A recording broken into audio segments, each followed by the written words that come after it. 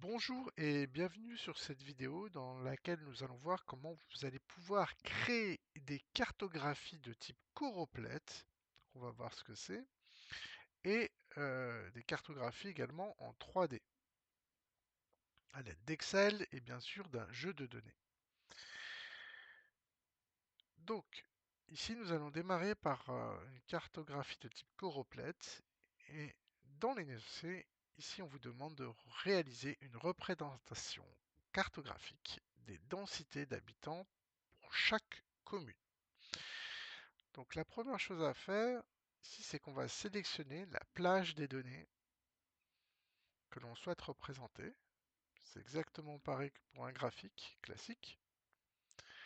Et ensuite, on va se rendre dans le menu insertion et dans le groupe ici graphique. On va venir ici cliquer sur la map monde et on nous propose ici un type de carte choropleth. Donc je vais cliquer dessus et on se trouve ici que on a une représentation qui ne cible pas uniquement les communes que l'on souhaite.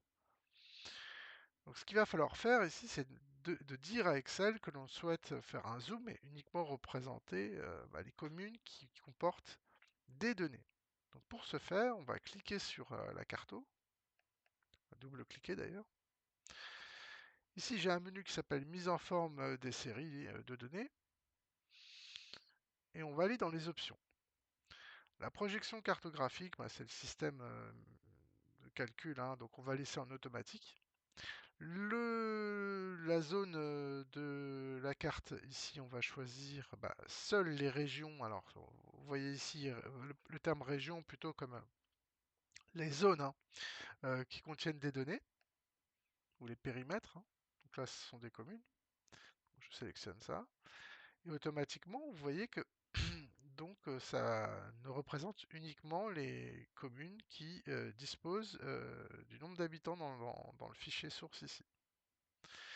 Ensuite, au niveau des étiquettes, on va demander par exemple d'afficher toutes les étiquettes. Bon, bien évidemment, ici, après, c'est ajusté parce que euh, les étiquettes sont relativement longues pour pouvoir s'afficher. Et donc, du coup, là, on n'a pas la totalité de l'information, mais déjà, ça vous donne une idée de ce qu'il est possible de faire. Et donc, moins vous avez d'habitants dans la commune, et plus la couleur est claire, et plus le nombre d'habitants est important, et plus la couleur est foncée. Voilà. Euh, voilà un peu le principe d'une carte choropleth. Alors maintenant, nous allons voir les cartes 3D.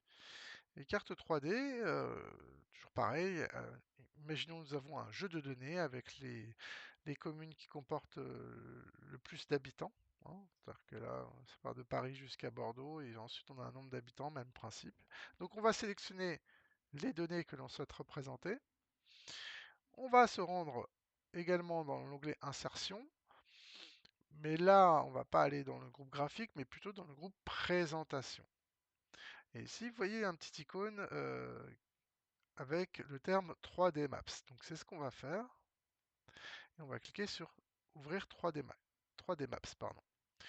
Donc il se trouve que, d'ailleurs, si vous n'avez jamais utilisé cette fonctionnalité, on va vous demander d'installer un module complémentaire, donc il faudra le faire. Ça prend vraiment pas longtemps. Et vous suivez la procédure. Ici, j'ai déjà réalisé deux cartographies en 3D, donc Excel nomme ça des visites guidées. D'accord? Donc moi, je vais en faire une nouvelle, en lien avec ce classeur, bien sûr.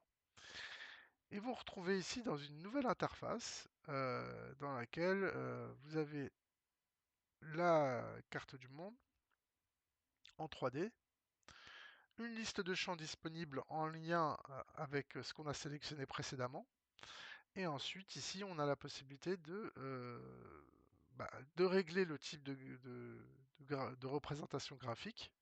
Donc voilà les barres, ici on a des bulles d'air, des zones de chaleur, voilà.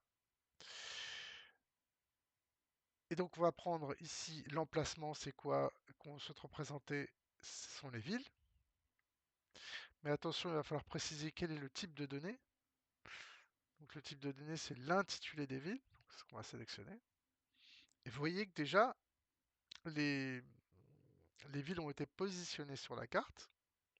Étant donné qu'ici, on est sur un histogramme empilé, donc normalement c'est en 3D, ici, il n'y a pas de volume, puisque on n'a pas encore ajouté la hauteur, hein, ce qui permet de déterminer la hauteur. Donc ce qui permet de déterminer la hauteur, c'est simplement le nombre d'habitants. Donc je vais prendre et je vais glisser ici. Voilà. Voilà la représentation graphique qui se fait là en temps réel. Donc je peux aussi me déplacer dans la carte, hein. Donc là, on voit bien les proportions.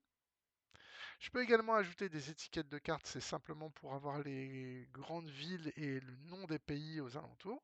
Donc je vais cliquer sur étiquette de carte. Donc ça s'affiche comme ceci. Je peux également faire en sorte que la carte soit plane, mais là, ça n'a pas vraiment de sens. Je vous montre quand même. Carte plane. Du coup, on a un peu moins, on a un peu plus de mal à visualiser les proportions. Je vais décocher. Voilà. Voilà pour la création d'une carte en 3D. Maintenant, si vous souhaitez sortir d'ici, pour visualiser, vous pouvez cliquer sur lire la visite guidée. Et ensuite, si vraiment vous voulez revenir sur votre classeur, vous cliquez sur Fichier, Fermer. Là, vous retournez sur votre classeur. Et si vous voulez à nouveau y retourner, vous allez sur 3D Maps, ouvrir 3D Maps. Et là, du coup, vous retrouvez l'ensemble des visites guidées que vous avez réalisées, hein. Donc là, je vais supprimer les deux précédentes pour n'en garder qu'une seule.